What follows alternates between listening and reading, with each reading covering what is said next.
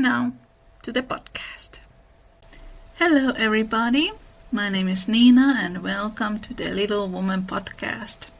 Today's comment shout out goes to Rainbow Milk 1996 who left this insightful comment. Jo also doesn't really like writing for the Weekly Volcano. She's only doing it for the money. And it doesn't even pay well. She's probably lying to herself and saying, everything is fine.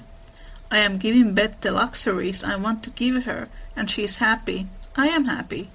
But when Fritz gives his opinions on sensationalism, she realizes what she is doing and stops, considering the movies don't really talk about what Jo is actually writing about.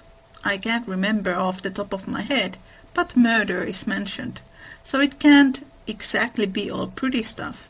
It is easy to think that Fritz is a genre snob. He is not. People were less desensitized in the 1860s and 70s that in 2022.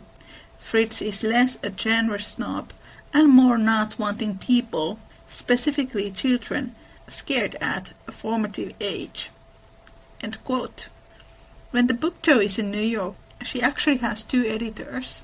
The first editor wants her to write sensationalism, stories that Jo herself calls trash, and the second editor only wants her to write moralistic tales, which is not something that Jo is that into either, and it is Friedrich who helps her to find her own way of writing.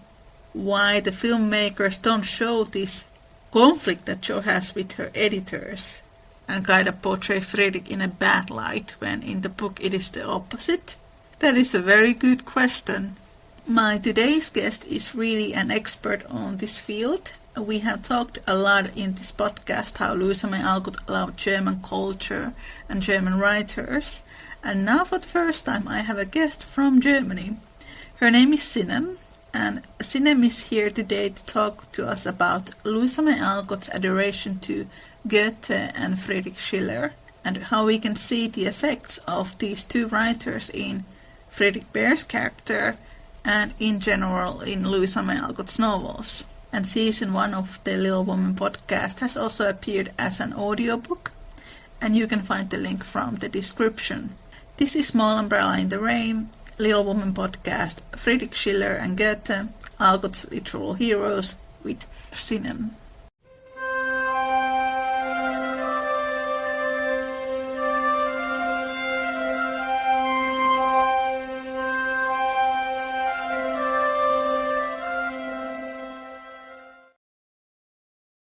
Hello, I'm Sinem.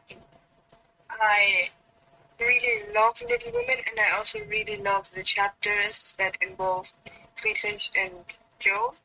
And since I also was born in Germany, I really loved the way Friedrich talks in the novels, and yes, I also love this chapter we're going to analyze.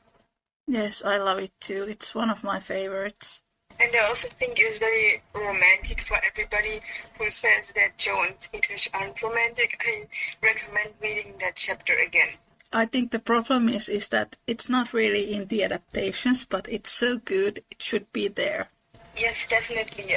I think mostly in the movies or adaptations I've watched, it mostly is like Friedrich goes to visit Jo, kind of, and then that's the end. It's like only like one day, whereas in a novel it continues, like their partnership continues even at the home, not only in New York, but it also is where Jo lives. They have this extreme and powerful bond, and it only grows as the more he stays there. And even when Jo leaves New York, they have continued writing letters. And I think you can only see that in some of the TV versions, because in the movies you just see them arguing and then they stop communicating, which is really weird, because that doesn't happen in the book at all. Some of the TV shows, they do show that they continue writing these letters. And when Friedrich comes to Concord, he's actually there for 2 weeks or something, courting her. And I also think it is very important that Louisa May Alcott included the fact that even when they were apart, they like continued writing letters to each other. And the chapter beforehand, Joe reads a letter from Friedrich, and he's like, "Oh, if only he would come," and it's like a wish come true to her. Exactly. It's this secret wish that she has that he would return back her life. Yes, and I also think it's very important because Joe literally craves for company in this chapter. But the thing is, like, she has her mother with her and also her father. But she even says that she wants to try all kinds of love that exist. Like, she isn't really satisfied any longer with only the love of her mother, of her parents, or of her sisters. The previous chapter called All Alone, there's really this long monologue that she has about how lonely she is and how she longs to find love. And I think she says that her heart is so elastic and that she would like to try what romantic love feels like. And this is such a misunderstood part about Little Woman. We have discussed about this before, that people really do not seem to read the book at all when they talk about Joe wanting to be independent or whatever. Yes, and to be honest, I think, like, even if a person, a woman, a human has a partner, it doesn't make them not independent. Like, I mean, relationships can enrich people, and that is the same with Joe and Friedrich. He enriches her, but she still has her independent side, and they live together in a very beautiful harmony. Yes, and if Joe would have married Laurie, that's when she would have lost her independence completely.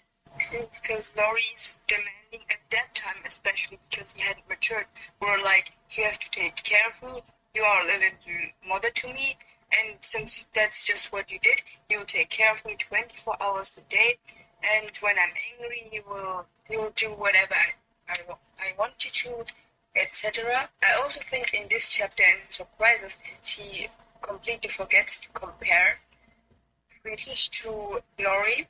And I think it's also like a funny thing because she has idealized Laurie very much, but in the end she stayed true to herself and she fell in love with Friedrich because he is the right man for her. Laurie at that time wasn't a man. He himself states it in that chapter. Also in this chapter there is a apology from Laurie, which I find very feminist thing for Louisa May Alcott to write, but like we have discussed in this podcast, and you and I have discussed this in our private discussions, that this is one of those things that is not in the adaptations either, because Laurie is so incredibly idealized. I think the only version where Laurie apologizes to Joe is the BBC series from 1970s, and most people have not even heard from it. So I am very glad that I get to discuss about the chapter Surprises with you today, because I think this is completely overlooked chapter. Yeah, I agree. It really is overlooked. And I also think this chapter is very important also for the growth of Laurie, because like we have seen him evolving and growing and improving, but this is kind of the climax because he not only acknowledges his mistakes to himself and the others chapters, but he also acknowledges it to Joe when he says, "I was making a mistake at that time, and I'm sorry," because I think it is, like you said, first of all, very feminist to acknowledge it, that he forced her to being something she was not, but it is also very important because in many adaptations you don't really see his growth, and it's actually very sad. Like in some there is kind of an apology, I guess, but it doesn't really feel right because, I mean, then again, in the movies, he kind of never did anything wrong. Exactly. Like the proposal scene, it is often romanticized. You don't really see how uncomfortable Joe feels that in the book, the way he's treating her. That's a problem. So his apology in the book makes a lot of sense because Laurie himself realized that it wasn't the right thing to do. That is true, and I also think it's important that Louisa May Alcott did have Laurie apologize. It is also an ideal way of showing that men can change and better, and that they have to acknowledge it. Like, I think any other author wouldn't have like just glossed over it, but I think it is very important that Louisa May Alcott didn't gloss over it, and I think it's also important that Louisa May Alcott did have Joe uncomfortable with Laurie being so possessive of her, because, I mean, who wouldn't feel uncomfortable when their friend would force them to something they didn't want? Yes, it's kind of interesting because in later chapter, I think it's under the umbrella, Friedrich says that he thinks he knows Joe very well, and that's why he does not force himself to her. Then we have Laurie, who has known Joe since he was 15, and then he tries to force himself on Joe. And you would think that it would be the opposite,